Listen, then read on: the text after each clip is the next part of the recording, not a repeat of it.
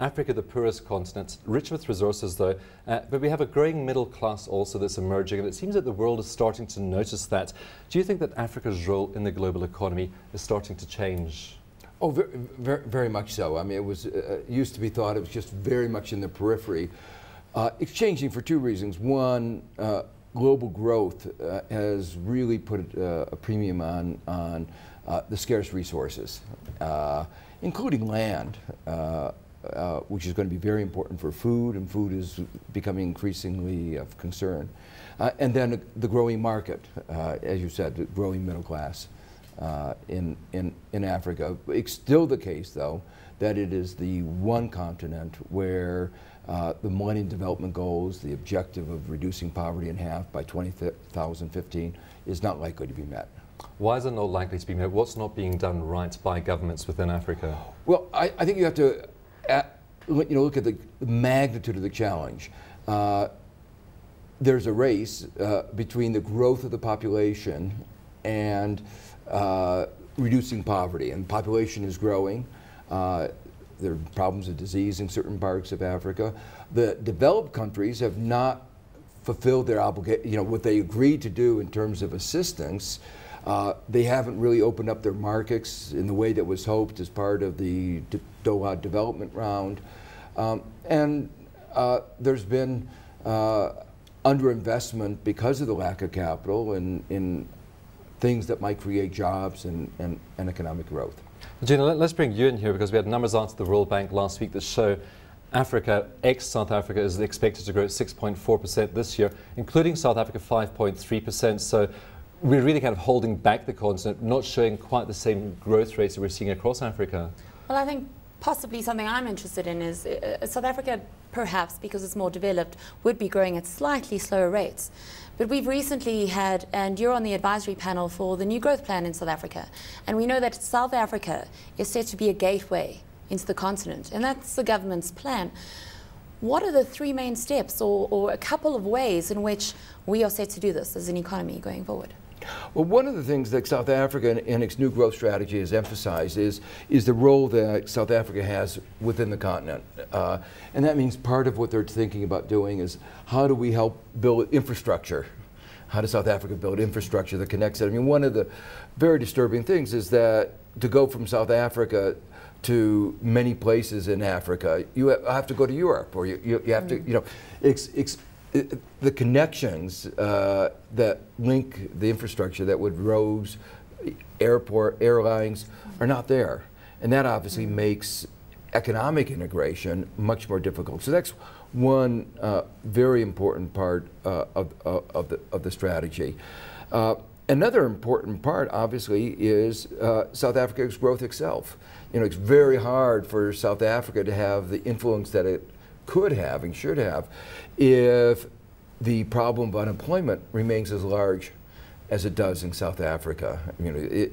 I think one of the important ways in which it will have influence is through the model that it provides in education and job creation. Joe, how achievable, though, are the targets that have been laid out in the new growth plan? Because it's all very well to say we'd like to cut unemployment by X% by such and such a date. Can we achieve this, though? How do we set it up practically to actually meet those aims? Well, views about what is possible have changed very dramatically over the past 20 years.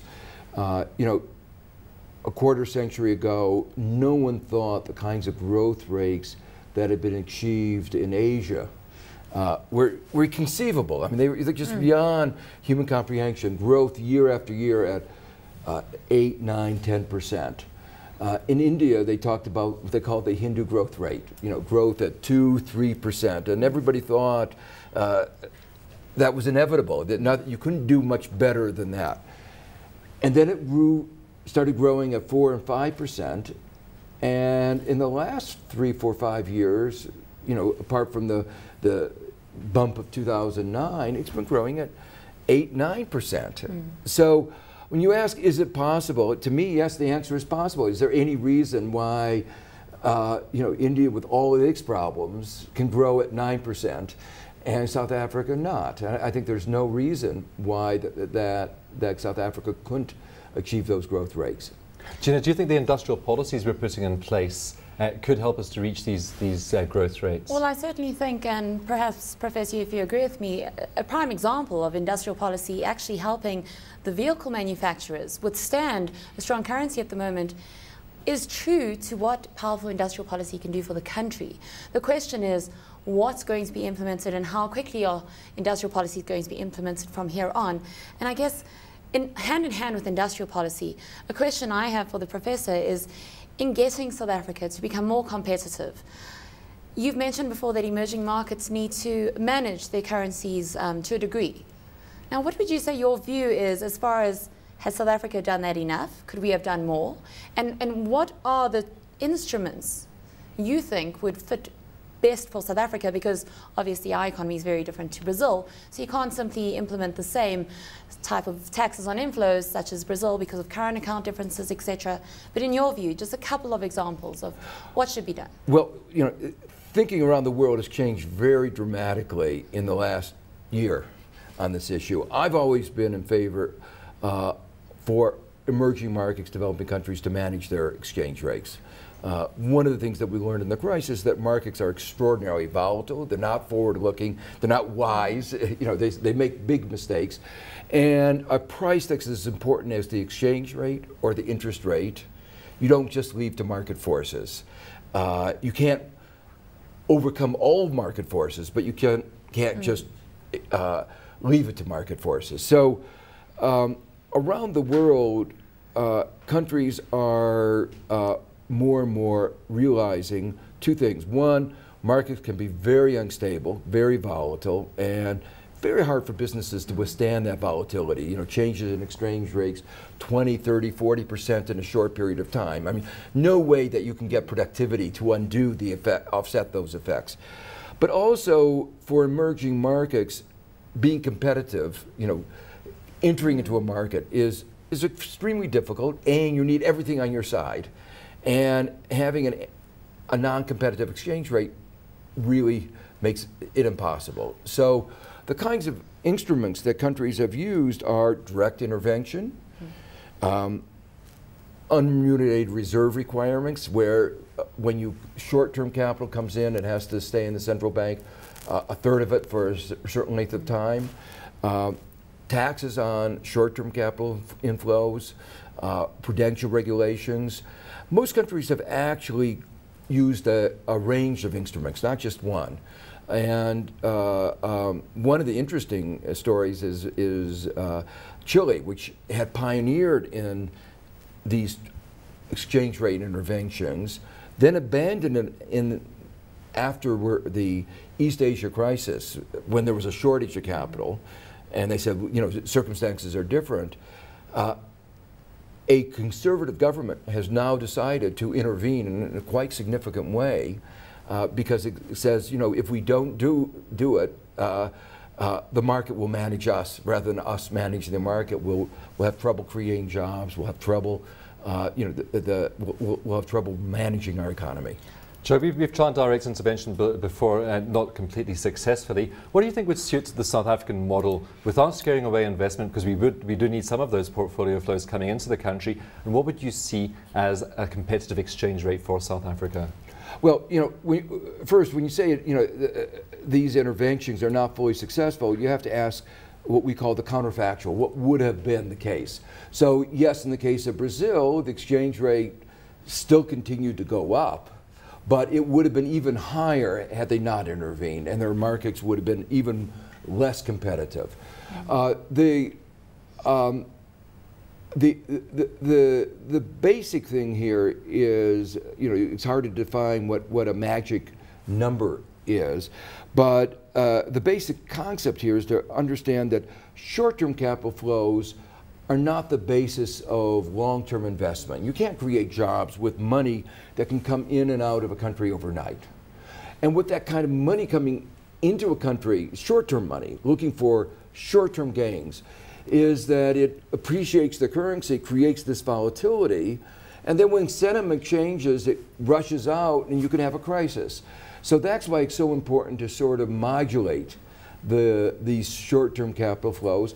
And in terms of international investors, they actually think that countries that do this are better for long-term investment, because high volatility and high exchange rates are bad for investors, for people who are really concerned about the long-term growth of the economy.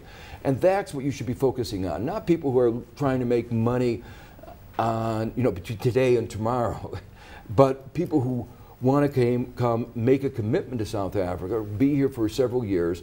And those are the people who really do see the advantage of a competitive exchange rate and a stable exchange rate.